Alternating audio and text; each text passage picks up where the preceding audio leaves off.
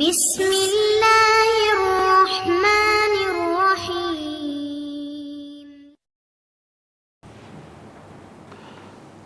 அஸ்ஸலாமு அலைக்கும் வரஹ்மத்துல்லாஹி வபரகாத்துஹு. அன்பிற்குரிய சகோதர சகோதரிகளே, நீங்களும் ஆலிம்களாகலாம் என்ற இந்த பாடத்தில் நேற்றைய தினம் ஆயத்துல் குர்சி என்ற 255வது வசனத்தின் ஒரு சில பகுதிகளை மட்டும் நம்ம பார்த்தோம். அதன் தொடர்ச்சியாக வரக்கூடிய வாசகங்களை இன்றைக்கு பார்க்குறோம்.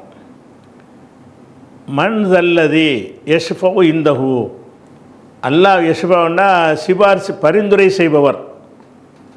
மன் தல்லதி யஷ்ஃபவு, பரிந்துரை செய்பவன் யார்? இந்தஹு, அல்லாஹ்விடத்தில் அவனிடத்தில் பரிந்துரை செய்பவன் யார்? இல்லாபி இதுனிகி, அவனுடைய அனுமதியை கொண்டே தவிர, அனுமதித்தாலே தவிர அவனிடம் பரிந்துரை செய்பவன் யார் அப்படின்னு ஒரு கேள்வியை கேட்டு இதன் மூலமாகவும் அல்லாஹ் என்ன செய்கிறான்னா அவனுடைய கடவுள் கொள்கையை இந்த வசனத்தில் நமக்கு சொல்லித் தருகிறான். அதாவது அதிகமான மக்களுடைய நம்பிக்கை என்னவாக இருக்குன்னு கேட்டால், கடவுள்கிட்ட நம்ம தப்பு செஞ்சாலும் நமக்கு சில பேர் பரிந்து பேசி நம்மளை காப்பாற்றிடுவாங்க. இந்த நம்பிக்கை தான் அதிகமான மக்கள்கிட்ட இருக்குது.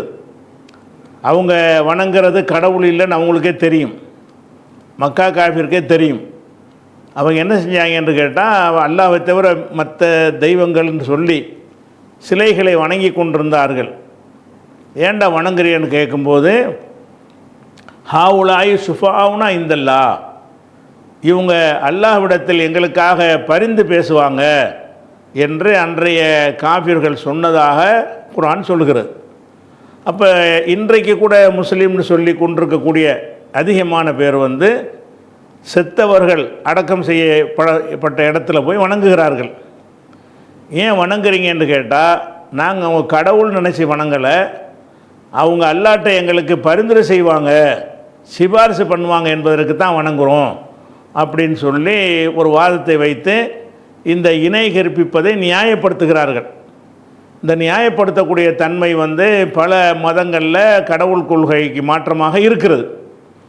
அதை உடைக்கிறதுக்கு அல்லாஹ் என்ன செய்கிறான்னா, முதல்ல அல்லாண்டா யார்? நான் ஹய்யுல் கையூம், நித்திய ஜீவன், எனக்கு தூக்கம் கிடையாது, இந்த உலகத்தில் உள்ள எல்லாமே எனக்கு உடமையான பொருட்கள் தான் அப்படின்னு சொல்லி முதல்ல இலக்கணத்தை சொல்லிவிட்டு, இப்போ என்ன சொல்கிறான்னு கேட்டால், மன் அல்லது யஷ்ஃபவு, பரிந்துரை செய்பவன் யார்? அதாவது இந்த மனில்லது யஷ்ஃபவுன்னு சொன்னாலே போதும். கிராமர்படி பார்த்திங்கன்னா இந்த தா இல்லாமலேயே இந்த அர்த்தத்தை கொண்டு வரலாம். மண் யார், அல்லது யஷ்ஃபவு பரிந்துரை செய்பவன் யார், இந்தஹு அவனிடத்திலே பரிந்துரை செய்பவன் யார் அப்படின்னு சொல்லுவதற்கு இந்த மனில்லது யஷ்ஃபவு இந்தஹு என்று சொன்னாலே அந்த கருத்து வந்துடும். ஆனால் என்ன செய்கிறாங்கன்னா, சில அதனுடைய அழுத்தம் கொடுப்பதற்காக அந்த தா என்று தாண்டால் அவன் அர்த்தம், மன் தா யார் அவன், அல்லது யஷ்ஃபவு சிபார் செய்வன் யார் என்று அதை கொஞ்சம் அழுத்தம் கொடுப்பதற்காக என்ன செய்வாங்கன்னா, தாங்கிற இஸ்முல் இஷாரா இருக்கல, ஹாதாங்கிறோம்ல, அந்த ஹாதா உடையது அந்த ஹா இல்லாமல் வந்திருக்கு தாங்கிறது. மன் தா அவன் யார், அல்லது யஷ்ஃபவு இந்தஹு அவனிடத்தில் பரிந்துரை செய்வானே அவன் யார் அப்படின்னு கேட்கும்போது, பரிந்துரை செய்பவன் யார் என்று கேட்குறதை விட பரிந்துரை செய்வானே அவன் யார் அப்படின்னு கேட்கும்போது கொஞ்சம் அழுத்தம் அதில் அதிகமாக இருக்கிறது.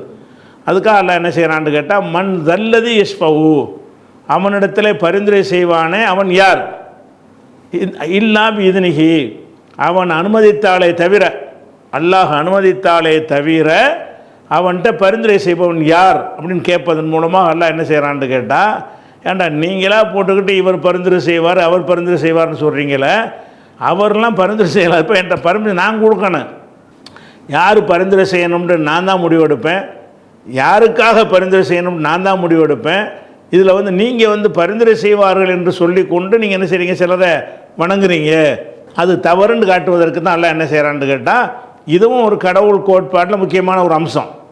எந்த இது அல்லாஹ்விடத்தில் சிபாரிசு செஞ்சு போயிடலாம்னு நினைக்கிறாங்கல்ல, இந்த சிபாரிசு சம்பந்தமாக இதே சூறாவில் 48வது வசனத்திலையும் 123வது வசனத்திலையும் அவன்கிட்ட எந்த பரிந்துரையும் பயன் தராதுன்ற ஒரு வசனம் வந்திருக்குல்ல, ஏற்கனவே கடந்துட்டோம்.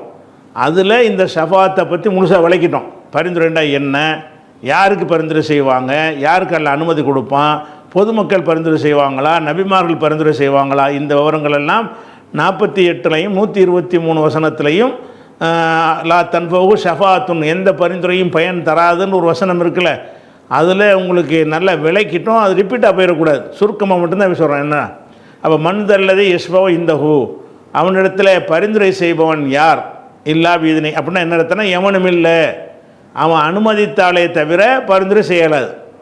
இந்த அனுமதி கூட 2 வகையான அனுமதி இருக்கிறது.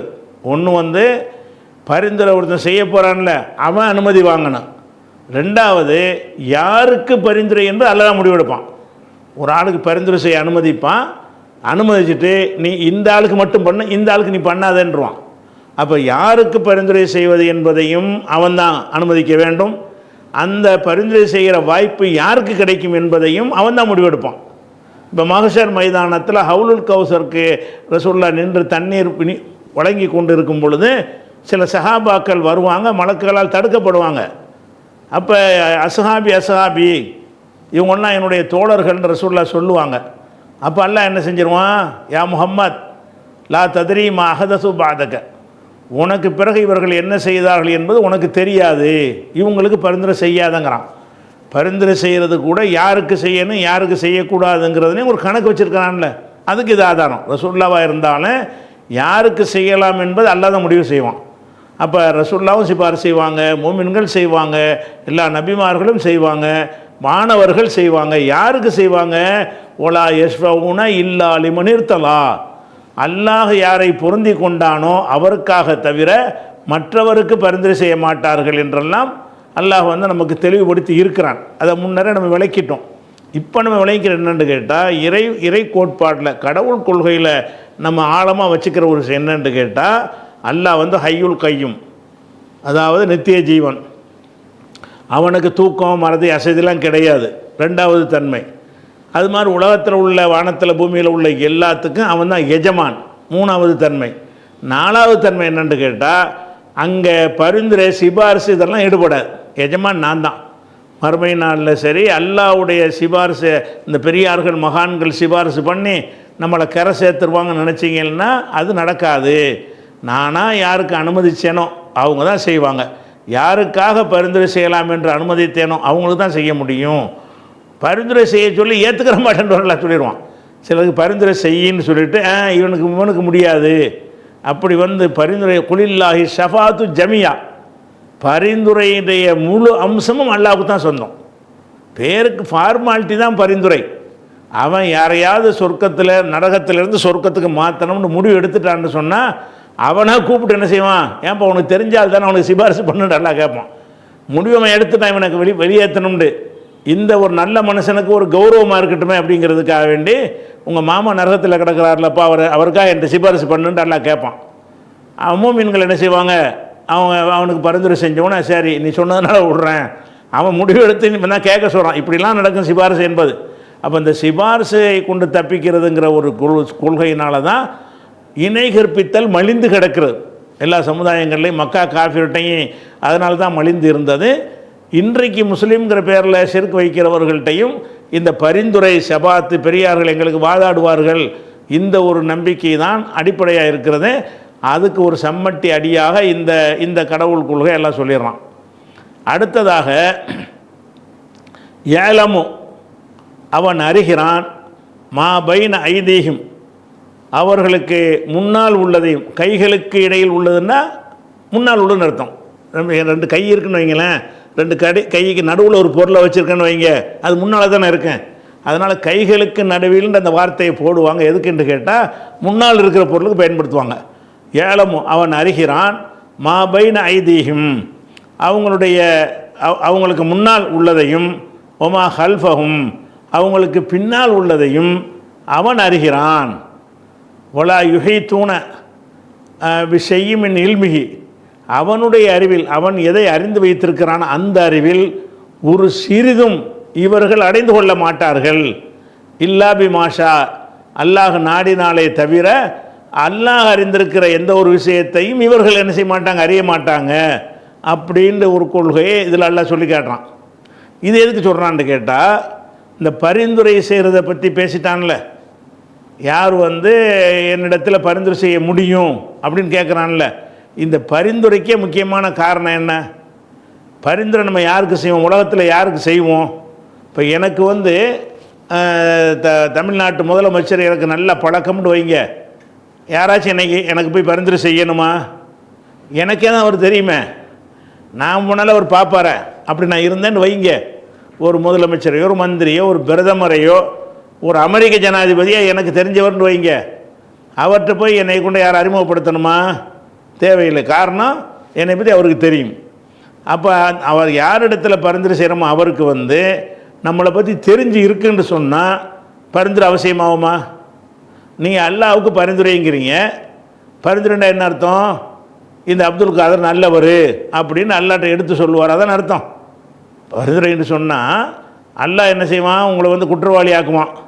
உடனே நீங்கள் எந்திரிச்சு என்ன செய்வீங்க, யா அல்லாஹ் அவர் குற்றவாளி இல்லை, அவர் ரொம்ப நல்லவர் அப்படின்னு நீங்கள் அல்லாஹ்ட்ட சிபாரிசு செய்வீங்க. அப்படின்னு சொன்னால் அதுக்கு அர்த்தம் என்ன ஆகுது? அல்லாஹ்வுக்கு தெரியாது, உங்களுக்கு தெரிஞ்சு போச்சு. இந்த அப்துல் காதர் என்பவரை பற்றிய ஒரு யதார்த்தமான நிலவரம் வந்து அல்லாஹ்வுக்கு தெரியாமல் தப்பாக முடிவு எடுத்துவிட்டான். இந்த மகான்கள் பெரியார்கள் அல்லாஹ்ட்ட சிபாரிசு பண்ணி, யாரெல்லாம் நீ நினைக்கிற மாதிரி இல்லை, அவர் ரொம்ப நல்லவராக்க அப்படின்னு சிபாரிசு செய்வாங்கன்னு அதுக்கு அர்த்தமாகுது. அப்போ அல்லாஹ்வை வந்து ஒன்றும் தெரியாதவன் ஆக்கிறவன் தான் சிபாரிசுன்னு சொல்லுவான். அவனுக்கே எல்லாம் தெரியும் போய் எதுக்கு சிபாரிசு?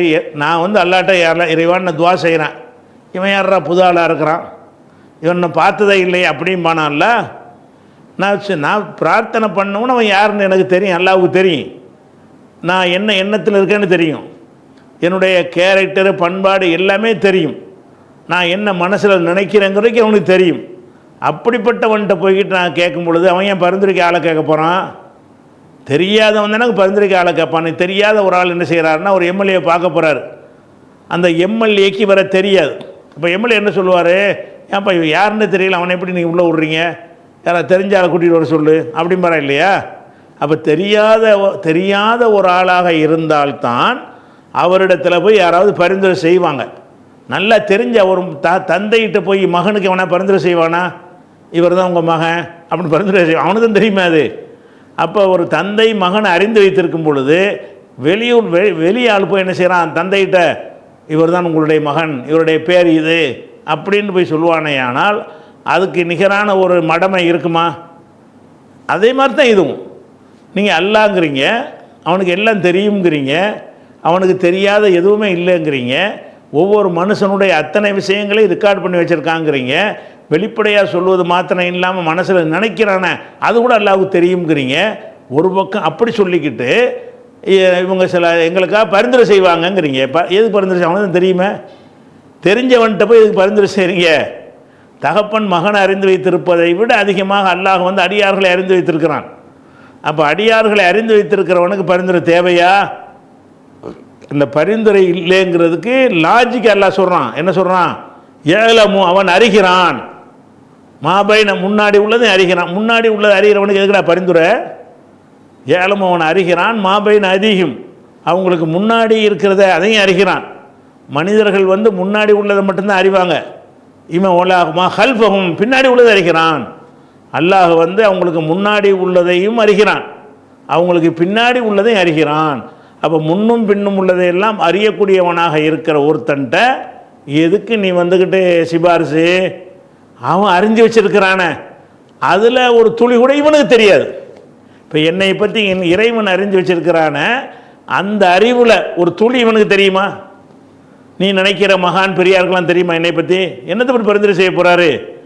அவன் வந்து என்னை பற்றி என்ன அறிந்து வைத்திருக்கிறானோ அதில் வந்து சிறிதளவு அறிவு அவர்களுக்கு கிடையாது. சிலது அல்ல வெளிப்படையாக சொல்லி கொடுத்துருப்பான்ல, காட்டி தந்திருப்பான்ல, அதை தவிர என்னை பற்றின முழு விவரம் யாருக்கு தெரியும்? எனக்கு எந்த விஷயத்தை நான் வெளிப்படையாக காட்டி கொண்டிருக்கிறேனோ அந்த மாதிரி சில விஷயங்களை தவிர அந்தரங்கத்தில் நான் என்ன மாதிரி இருக்கிறேன்னுங்கிற விஷயம் வந்து அல்லாஹ்வுக்கு மட்டும்தானே தெரியும். அப்போ அதெல்லாம் இணைச்சி எல்லாம் என்ன செய்கிறான்னு கேட்டால், அந்த பரிந்துரை தேவை கிடையாது, பரிந்துரை தேவைப்படுற அளவுக்கு நான் வந்து அறிவீனன் கிடையாது. ஒன்றும் தெரியாதவன் கிடையாது, எனக்கே எல்லாமே தெரியும், யார் வந்து என்கிட்ட வந்து யாரை பற்றியும் சொல்லித்தர வேண்டியது இல்லை அப்படிங்கிற கருத்தை வந்து ஒரு லாஜிக்காக தர்க்க ரீதியாக நிறுவுவதற்காகத்தான் இந்த சொல்லு வந்திருக்கு. எப்படி யஅலமு, அதாவது அவனுடைய அனுமதி இல்லாமல் எவன் பரிந்துரை செய்ய முடியும் அப்படின்னு கேட்டுட்டு, ஏன் அப்படி சொல்கிறேன் என்று கேட்டால், யஅலமு அல்லாஹ் அறிகிறான், மா பைன ஐதீஹிம் இவர்களுக்கு முன்னால் உள்ளதையும் அவன் அறிகிறான், வமா ஹல்ஃபஹும் இவர்களுக்கு பின்னால் உள்ளதையும் அல்லாஹ் அறிகிறான். பின்னால் முன்னால் என்பது வந்து காலத்தால் முன்னாடி உள்ளது, காலத்தால் பின்னாடி உள்ளது என்றும் எடுத்துக்கொள்ளலாம், அல்லது முன்பின்ன கண்ணுக்கு முன்னாடி உள்ளது முதுகுக்கு பின்னாடி உள்ளது என்றும் எடுத்துக்கொள்ளலாம். எல்லாத்தையும் அறிகிறான் அல்லாஹ். வந்து நம்ம இந்த காலத்தில் உள்ளதை அறிவான், இன்னும் பல வருஷத்துக்கு பிறகு நடக்க போகுத ஹல்ஃபஹும் பிந்தி வரக்கூடிய அதையும் அறிவான்ங்கிறது காலத்தால் பிந்தியதுங்கிற ஒரு அர்த்தத்தையும் நம்ம என்ன செய்யலாம், எடுத்துக்கொள்ளலாம். எந்த அர்த்தம் எடுத்தாலும் ரெண்டு பொருந்தக்கூடியதான்.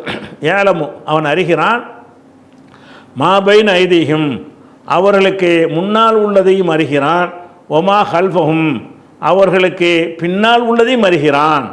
சொல்லிவிட்டு அல்லாஹ் சொல்கிறான், ஒலா யுகை தூண. அகாத்த என்றாலும் அறிகிறன்னு அர்த்தம். அகாத்த என்றால் சுற்றி வளைத்தாண்டு அர்த்தம். அகாத்த என்கிற வார்த்தைக்கு அர்த்தம் என்னென்னு கேட்டால், ஒரு பொருள் இருக்குன்னு வைங்க, இதை சுற்றி ரவுண்டு கட்டிட்டாங்கன்னு வைங்க, இதுக்கு பேர் அகாத்த. சுற்றி வளைச்சா என்ன செய்யும்னு கேட்டால், அது அந்த சுத்துக்குள்ளே இருக்கிற எல்லாம் உனக்கு தெரியும்னு அர்த்தமாகுது. அதனால் அறிதல் என்கிற ஒரு அர்த்தத்தில் இந்த வார்த்தையை பயன்படுத்துவாங்க. ஒலா யுகைத்தூன அவர்கள் சூழ்ந்து அறிய மாட்டார்கள். சூழ்ந்து அகாத்தனா சூழ்வது. ஒரு படை இருக்குன்னு வைங்களேன், எதிரி படையை சுற்றி நம்ம ரவுண்டு கட்டிட்டோன்னு வைங்க, அதுக்கு பேர் அகாத்த. அப்படி சுற்றி வளைச்சு கொள்வது. சுற்றி வளைத்தல் என்பது வந்து தப்பிக்க முடியாமல் போடக்கூடிய ஒரு வியூகம், அது ஒரு வேலி. அந்த மாதிரி உள்ள செயலுக்கு தான் அகாத்த என்கிற வார்த்தையை வந்து யூஸ் பண்ணுவாங்க. அதே நேரத்தில் அறிதல் இருக்குல்ல, அறிவில் பேசும்பொழுதும் அகாத்தன்னு போடுவாங்க.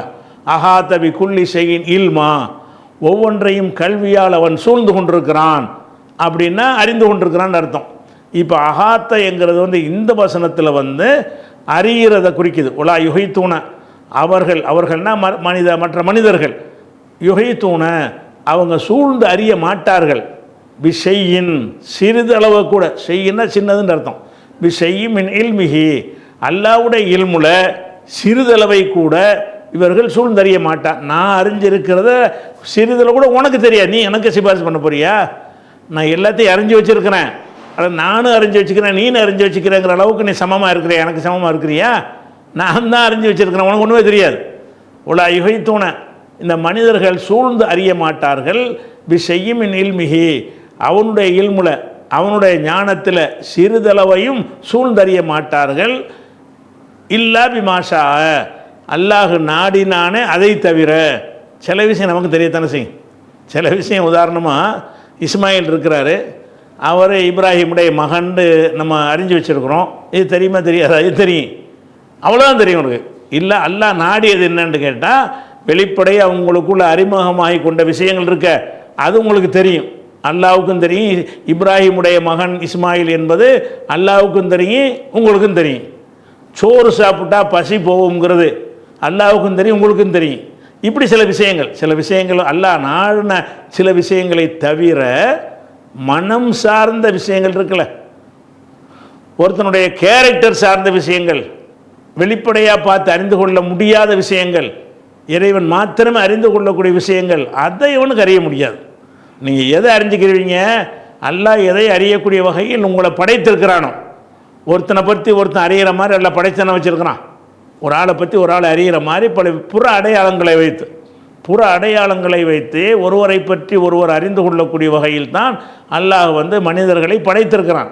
அந்த விஷயத்தை தவிர மற்றது அறிய மாட்டார்கள் தான் இல்லா பிமாஷாங்கிறான். அல்லாஹ் நாடினானே அதை தவிர, அல்லாஹ் நாடியதை தவிரன்னா என்ன அர்த்தம்? எதை அறிந்து கொள்ளக்கூடிய வகையில் ஒரு செட்டப் பண்ணியிருக்கிறானோ.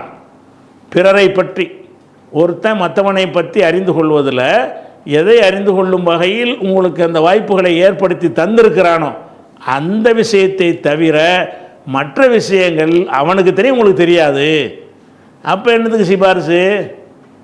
அவனுக்கு தான் தெரியும், உனக்கு தெரியாது. அவனுக்கு தெரியுங்கிறதுனால சிபாரிசு தேவையில்லை. உனக்கு தெரியாதுங்கிறதுனால இன்னும் தேவையே இல்லை.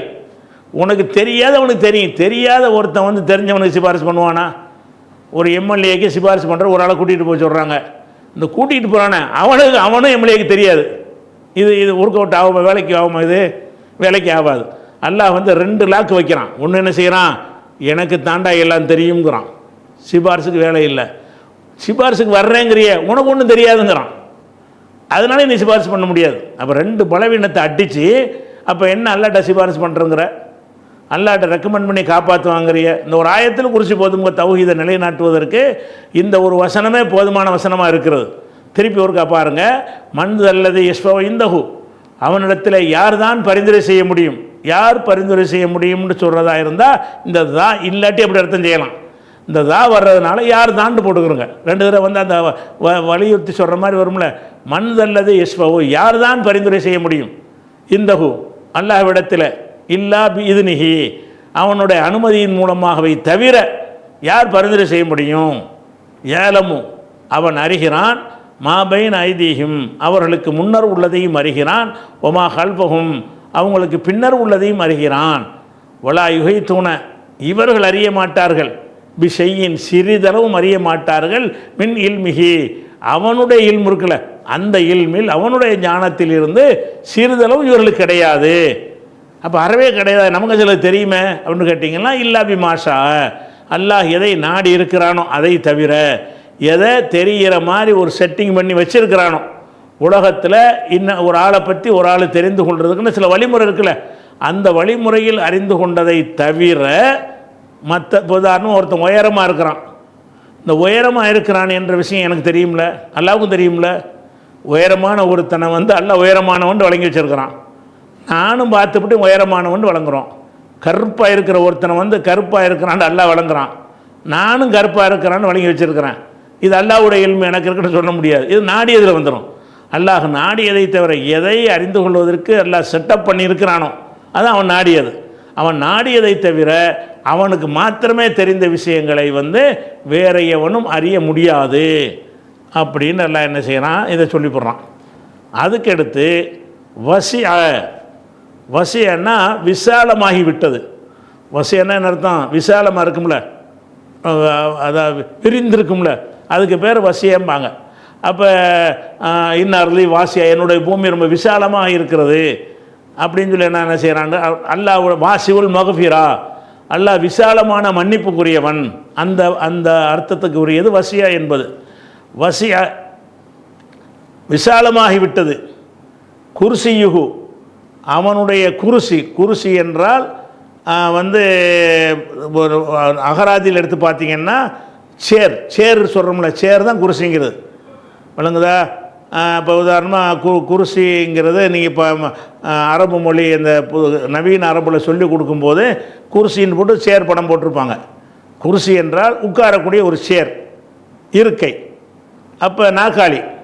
அப்போ வசிய குருசியுகு, அல்லாஹ் அமர்ந்திருக்கக்கூடிய அந்த குருசி இருக்கிறத அது விசாலமாகிவிட்டது, உள்ளடக்கி கொண்டது. அது சமாவாத்தி உள்ளார், இந்த வானங்கள் பூமி எல்லாத்தையும் உள்ளடக்கியதாக இருக்கிறது.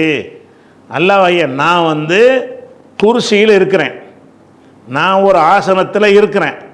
அந்த ஆசனம் எவ்வளோ பெருசுன்னு கேட்டால் அந்த ஆசனத்துக்கு கீழே பூமி வானம் எல்லாம் உள்ளே போயிடும். அதையெல்லாம் வந்து சூழ்ந்து அடையக்கூடிய வகையில் அது இருக்கும் அப்படின்னு அவனுடைய பெருமாண்டத்தை சொல்கிறான்.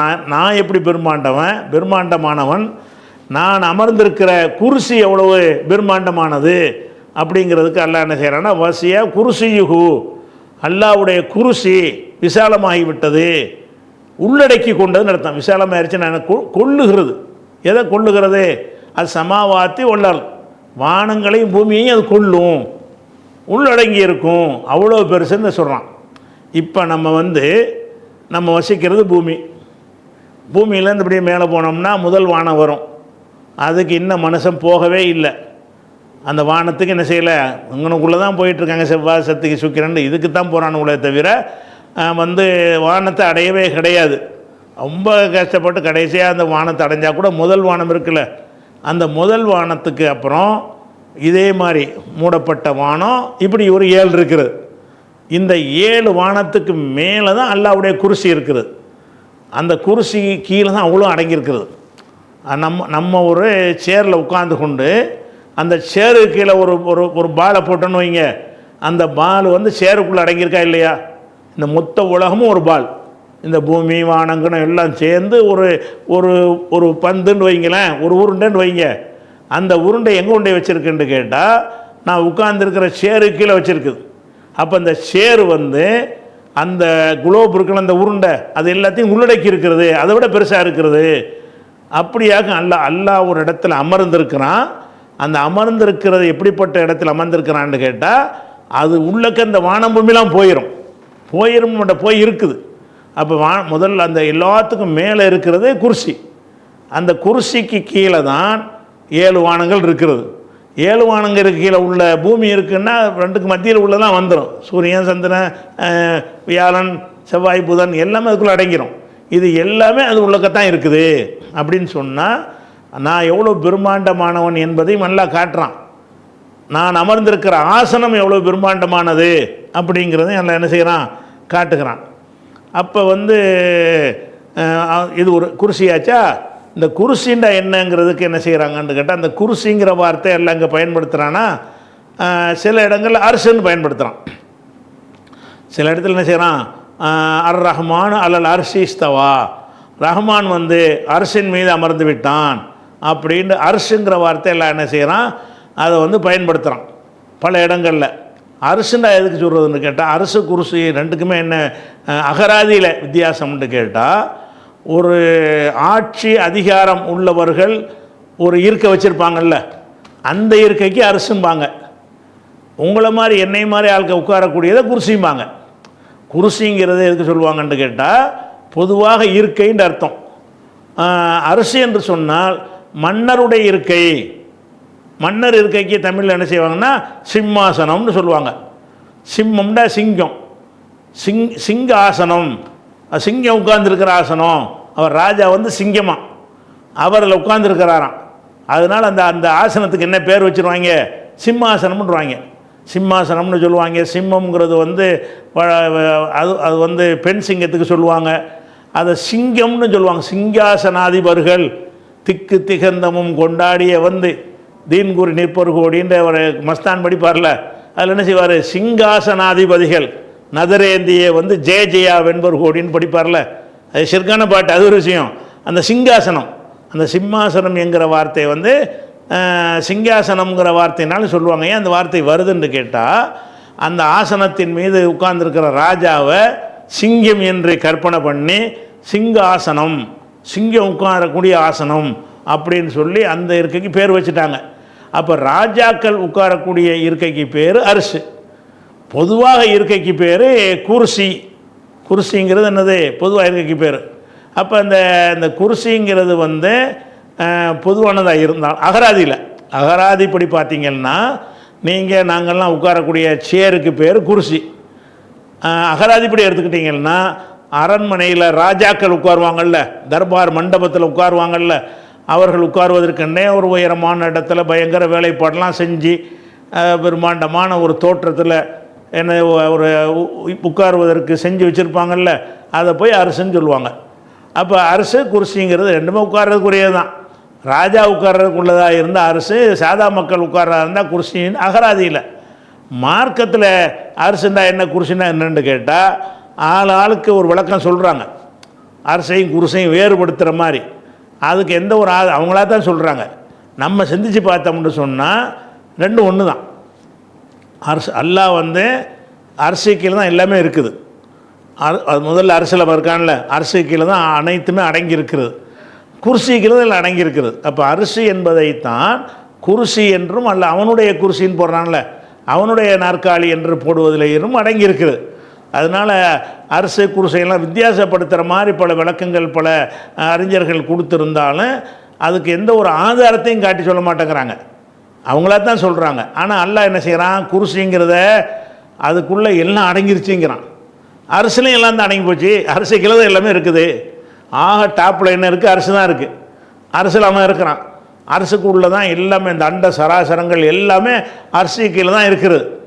அப்போ இந்த பிரபஞ்சம்ங்கிறாங்கல்ல, பிரம்மாண்டமான பிரபஞ்சம், இது அம்புட்டும் சேர்ந்து உள்ள எதுக்குள்ளே தான் இருக்குது, அவனுடைய அவன் உட்கார்ற அந்த குர்சி கீழே தான் இருக்கிறது, அரிசி கீழே தான் இருக்கிறது.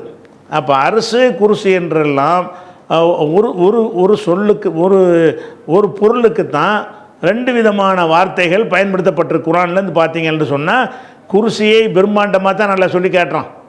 வசிய குர்சியுஹு, அவனுடைய இருக்கைன்னு வச்சுக்கிறீங்களேன். நாக்காளிங்கிறத விட என்ன செய்யலாம், இருக்கை விசாலமாகி உள்ளடக்கி கொண்டது.